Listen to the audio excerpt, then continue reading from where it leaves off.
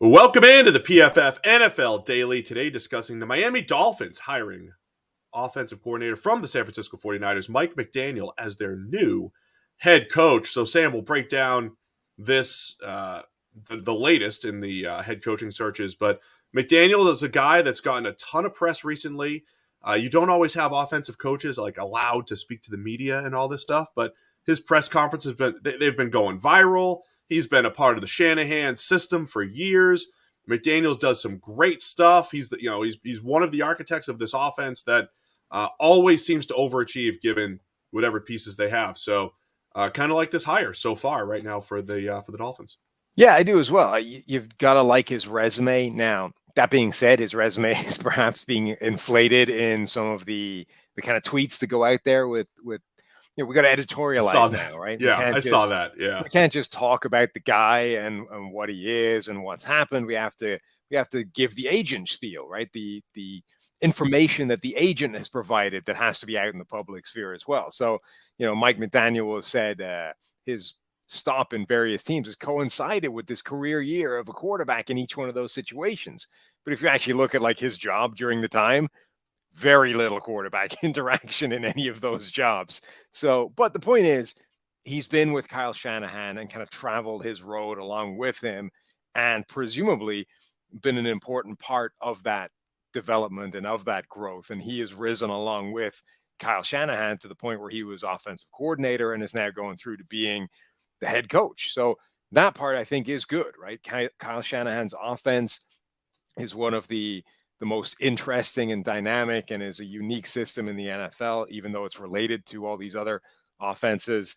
What they've done with kind of adapting their system to different unique playmakers is really fascinating, and everything has been successful. So I'm all on board with plucking a guy that sounded smart, that's been part of this whole growth and development to see if he can work his magic in Miami. Most importantly here, Sam, my Tua Jimmy G comp, we really get to put that to the test here.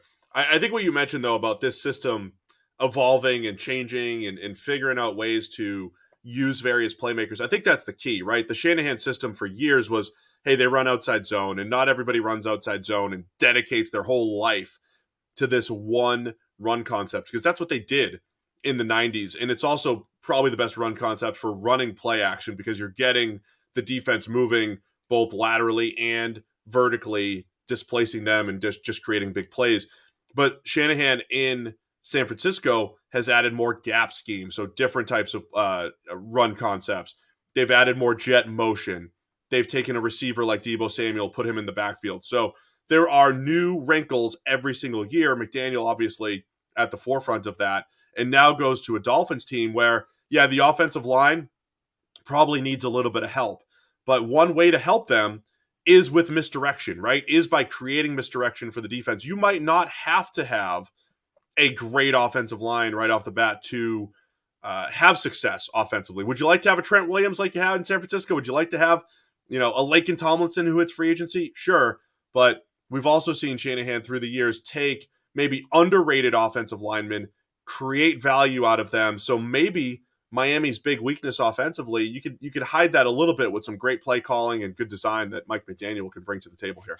Yeah, I think it's a really good point. Obviously, the single biggest weakness on Miami right now is that offensive line, which wasn't just bad last year, but was historically awful. That offensive line gave up 230 pressures, I think, over the course of the year. Not the highest we've ever seen in a single season, but really close. 235 was the total they gave up this season. And they did that despite being pretty well protected, with Tua getting the ball out of his hands quite quickly, with a ton of RPOs in that offense where you're not legitimately pass blocking as an offensive line. So that offensive line was actually a lot worse than it looked, and it looked terrible.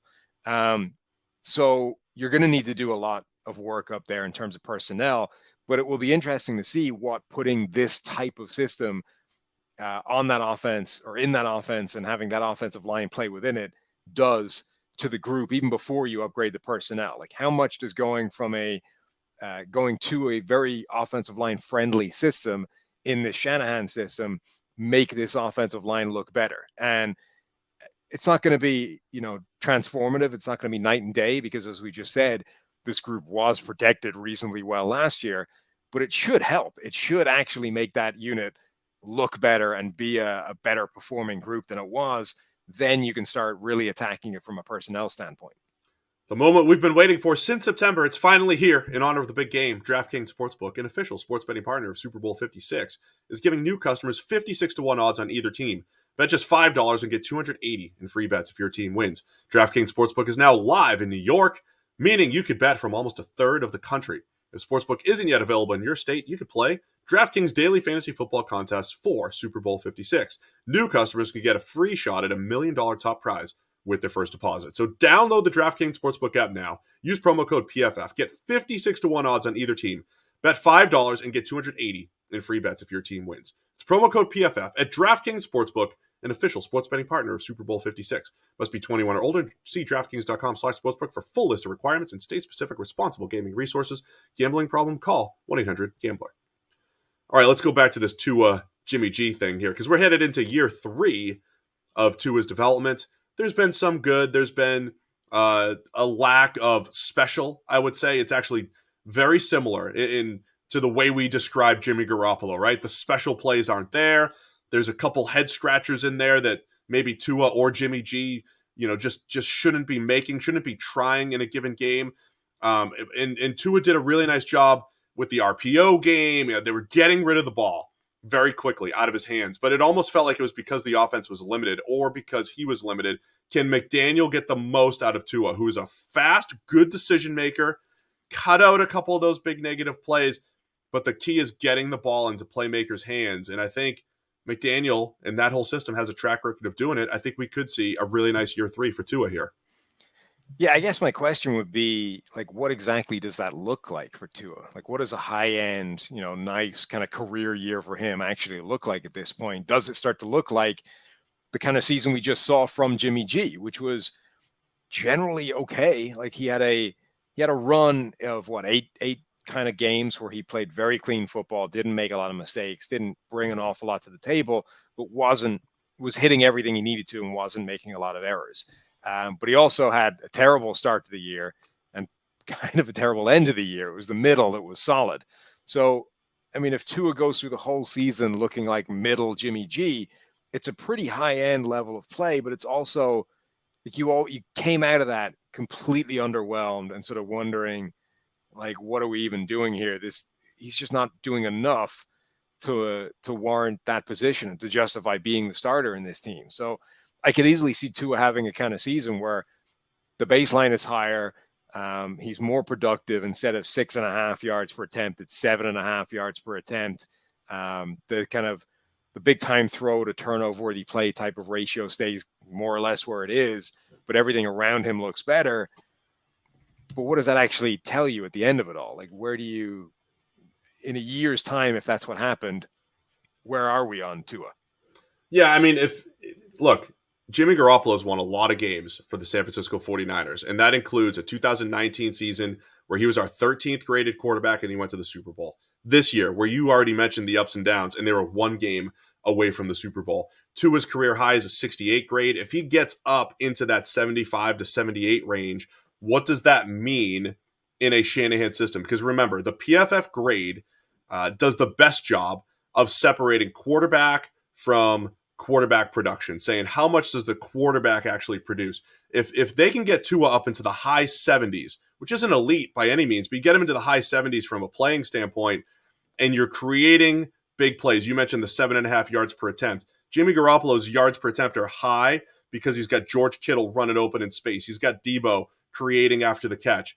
Part of that scheme, part of that's playmaker. But if McDaniel can get Tua to play a little bit better, the scheme bridges the gap even further. All of a sudden, the Dolphins have one of the better offenses in the league, and they can compete, and maybe they could go on a run similar to the 49ers. That's what Dolphins fans are hoping for, and we might be able to see that already in year 1 from Tua this year. Yeah, it's definitely possible. I think overall now the big thing is, okay, the head coach is in place. You're going to be giving Tua at least another year just for lack of better options. Now let's start deploying some resources and get the guy an offensive line that can block. Let's get him even more receivers. Waddle's a really good player. Devontae Parker has shown he can be a really useful receiver. Let's find some more guys for him to throw to as well. That, I think, is what their priority needs to be, is let's just start throwing things around our quarterback. And then worst case scenario, Tua isn't the guy, but now we have things in place for the next guy. The Shanahan tree has another branch. Mike McDaniel going to the Miami Dolphins. We'll see how it works out, but he's got a pretty good track record of creating good offense. It's the PFF